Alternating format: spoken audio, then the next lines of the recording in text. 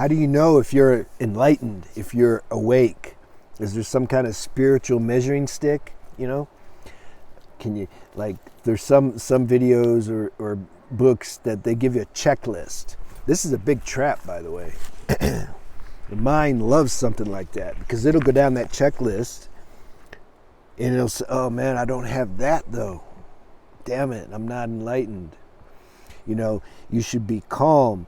You should be peaceful all the time. Have compassion, unconditional love. What if you don't feel that?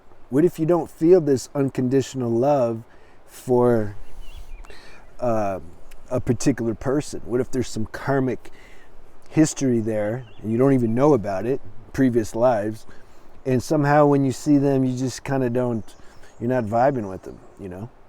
Oh man, I don't feel this love for them, so I'm not enlightened. And let's say, I mean, obviously, somebody that's come into the fullness of their self, they're gonna have a sense of peace and contentment. But like, what percent? How much in a 24-hour day? What percent of peace needs to be in you through that day? What if you only feel peace, 50% of that day? What if you only felt it maybe for a minute? Or what if you didn't feel it at all? Does that mean we're not awake?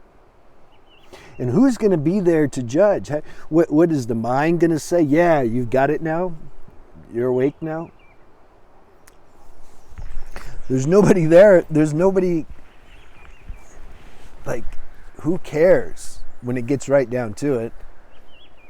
That's another like ego pursuit. It was for me. I wanted to get this enlightenment. I'm going to get it. The same way that's how I went after everything. I want to get this relationship. I want to get that money. But see, the spiritual journey, that can go on for a while. Like these other things, we can realize, like, okay, I can let that go. I don't need to pursue that, material things and relationships and romance. It becomes obvious at a certain point that that's not really going to fulfill us. But the enlightenment thing, man, that can go on. That can go on for lifetimes. Because who's going to argue? Who's going to call you out on that? They're all going to say, yeah, man, full on enlightenment. That's the highest thing. At some point, though, you can say this inner discerning power realizes it's the ego trying to get the enlightenment. And then if that's what it is, there's a couple signs for that. It's going to be self-judging if you got it or not. And you'll never get it according to its standards. That's its job. Like it wants to stay activated. It stays activated by getting us to pay attention to it. Because if anyone is still there to say, yeah, I'm enlightened or I'm awake, that's the ego mind. That's the human self-will that's supposed to be dissolved or transcended. Most of the time when we hear enlightenment, it's because it's not the person declares it. It's not a self-declaration. It's usually their students or their devotees that are saying that. Now the exception is with Osho, but see, Osho's a trip. I really liked him. He's part of my lineage. Like that's my archetype, that type of joking character. So he self-declared it, but I'm sure he did it just because nobody does it. Nobody else does it. So he likes to do things nobody does because he doesn't care. He's free. When you're free, you can say whatever you want. You're not stuck in any kind of politically correct concepts or anything. You just say what you want. There was an interview with him once, and they would read the names of like saints and awakened beings to him. And they're like, okay, we're going to read these names. I want you to tell me what's your feeling. What do you think? He said, okay. And so they said, Mother Teresa. And he said, she should jump into a lake. And then they said, Paramahansa Yogananda, the autobiography, he wrote the autobiography of a yogi. He said, a real yogi has no autobiography. So, because a real yogi is eternal, you know. He would do that with all these names, you know. So, the point is, I just wanted to, if I can take the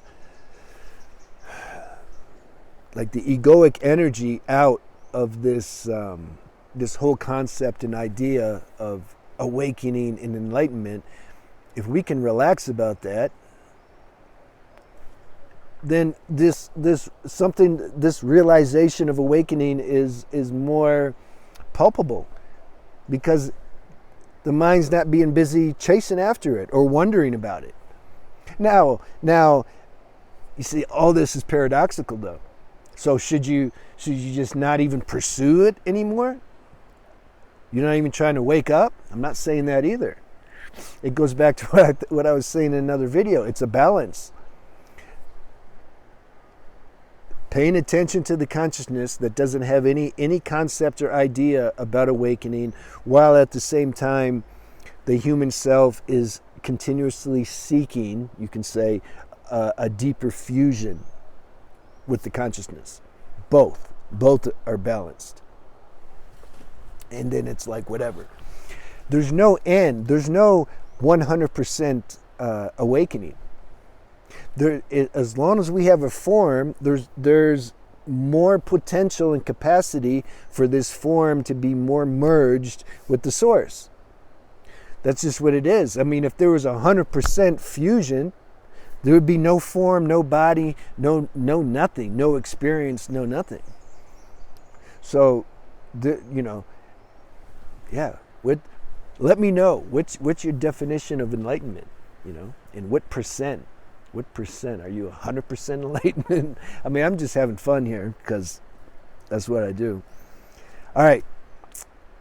Have a good day.